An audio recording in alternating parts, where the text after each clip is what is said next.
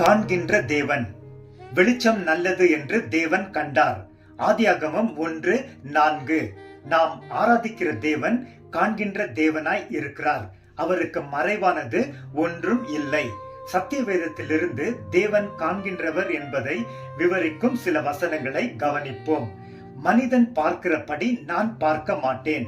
மனிதன் முகத்தை பார்ப்பான், யெகோவா இருதயத்தை பார்க்கிறவர். 1 சாமுவேல் 16:7. ஆகார் என்னை காண்பவரை நானும் கண்டேன் என்று சொல்லி தன்னுடன் பேசின யெகோவாவுக்கு நீர் என்னை காண்கின்ற தேவன் என்று பெயரிட்டாள். ஆதியாகமம் 16:13. தேவன் மோசேக்கு அடிமைகளாய் எகிப்தில் இருந்த இஸ்ரவேலர்களுக்கு அறிவிக்க சொன்னது, எகிப்தில் உங்களுக்கு செய்யப்பட்டதை நான் கண்டேன். யாத்ராகமம் 3:16. யெகோவா அக்கினியும் மேகமுமான மண்டலத்திலிருந்து எகிப்தியர்களின் சேனையை பார்த்து அவைகளை கலங்கப்படுத்தி அழித்து போட்டார். யாத்ராகமம் 14:24-25. தேவனை தேடுகிற உணர்வுள்ளவன் உண்டோ என்று பார்க்க யெகோவா பரலோகத்திலிருந்து மனிதர்களை கண் நோக்கினார். சங்கீதம் 14:2. யெகோவா வானத்திலிருந்து நோக்கி பார்த்து எல்லா மனிதர்களையும் காண்கிறார். தாம் தங்கியிருக்கிற இடத்திலிருந்து பூமியின் குடிமக்கள் எல்லோர் மேலும் கண்ணோக்கமாக இருக்கிறார்.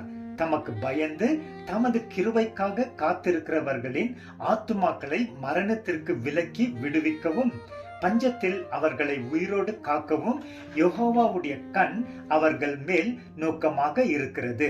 சங்கீதம் 33:13, 14, 18, 19. யெகோவாவுடைய கண்கள் நீதிமான்கள் மேல் நோக்கமாக இருக்கிறது. சங்கீதம் 34:15. தேவனே, நான் ஒளிப்பிடத்திலே உண்டாக்கப்பட்டு பூமியின் தாழ்வு இடங்களிலே விஸ்திர வினோதமாக உருவாக்கப்பட்ட போது என்னுடைய எலும்புகள் உமக்கு மறைவாக இருக்கவில்லை. என்னுடைய கருவை உம்முடைய கண்கள் கண்டது. சங்கீதம் 139:15-16. தேவனை பற்றி உத்தம இருதயத்தோடு இருக்கிறவர்களுக்கு தம்முடைய வல்லமையை வெளிப்படுத்த யெகோவாவுடைய கண்கள் பூமி எங்கும் உலாவி கொண்டிருக்கிறது. 2 நாளாகமம் 16:9. யெகோவாவின் கண்கள் எந்த இடத்திலும் இருந்து நல்லவர்களையும் தீயவர்களையும் நோக்கி பார்க்கிறது. நீதிமொழிகள் 15:3. நம்மை காண்கின்ற தேவனுக்கு தொடர்ந்து நாம் பயந்து சாட்சியாய் வாழ்வோம். ஆமென்.